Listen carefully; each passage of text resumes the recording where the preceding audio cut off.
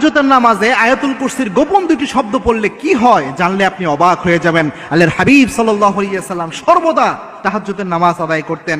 এই তাহাজ্জুদের নামাজ বিশ্বনবী সাল্লাল্লাহু আলাইহি ওয়াসাল্লাম জানিয়েছেন, বান্দা যখন দোয়া করে সেই দোয়া আল্লাহ রাব্বুল আলামিন খালি হাতে ফেরত দেয় না, এবং তাহাজ্জুদের নামাজে দোয়া করলে সাথে সাথে দোয়া কবুল হয়ে যায়। বিশেষত রাতের বেলায় আল্লাহ রাব্বুল আলামিন কিন্তু প্রথম আসমানে নেমে আসেন।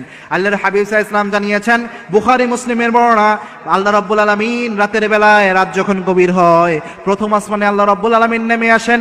নেমে এসে আল্লাহ রাব্বুল আলামিন ডাকতে শুরু করেন, হাল মিন মুস্তাগফিরিন ফাগফিরালা, কে আছো গুনাহ করে ফেলেছো, আমি আল্লাহর কাছে চাও, তোমার জীবনের সব গুনাহ আমি আল্লাহ মাফ করে দেব, সব গুনাহ আমি আল্লাহ রাব্বুল আলামিন মাফ করে দেব।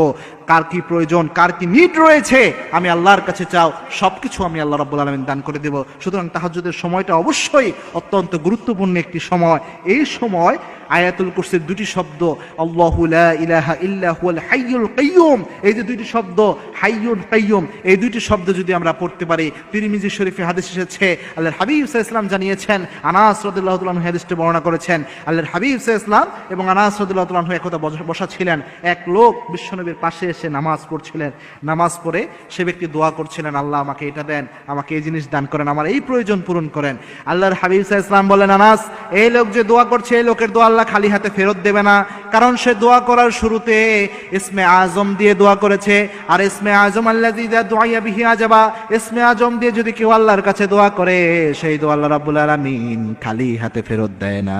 ইসমে আজমের দোয়া আল্লাহ রাব্বুল আলামিন অ্যাকসেপ্ট করে নেয়। এই লোক যখন দোয়া করেছে তখন তিনটি শব্দ পড়েছে, ইয়া হাইয়ুন ইয়া কাইয়্যুম ইয়া যাল জালালি ওয়াল ইকরাম। এই তিনটি শব্দ পড়ে কেউ যদি আল্লাহর কাছে চায়, ওই চাওয়া আল্লাহ রাব্বুল আলামিন অ্যাকসেপ্ট করে নেয়। সুতরাং তাহাজ্জুদের নামাজে যখন দোয়া করবেন তখন চেষ্টা করবেন এই তিনটি শব্দ পড়ার জন্য। বিশেষ করে আয়াতুল কুরসির দুইটি শব্দ, ইয়া হাইয়ুন ইয়া কাইয়্যুম, এই দুইটি শব্দের সাথে ইয়া জাল জালালি ওয়াল ইকরাম, এই তিনটি শব্দ পড়ে যদি আল্লাহর কাছে চাইতে পারেন, আল্লাহ রাব্বুল আলামিন আপনার কোনো চাওয়া অপূর্ণ রাখবেন না। এবং এই তিনটি শব্দকে ইসমে আজম বলা হয়। বিশ্বনবী সবসময় দোয়া করার সময় ইসমে আজম দিয়ে দোয়া করতেন।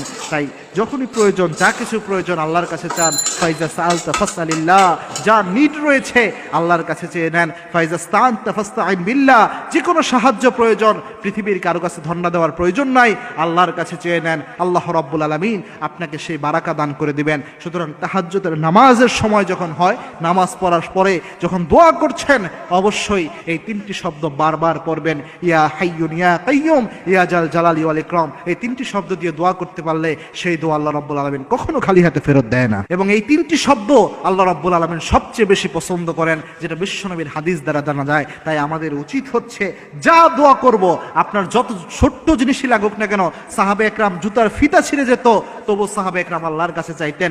সাহাবে একরামের ঘরে লবণ ফুরিয়ে যেত, তবু সাহাবে একরাম আল্লাহর কাছে চাইতেন।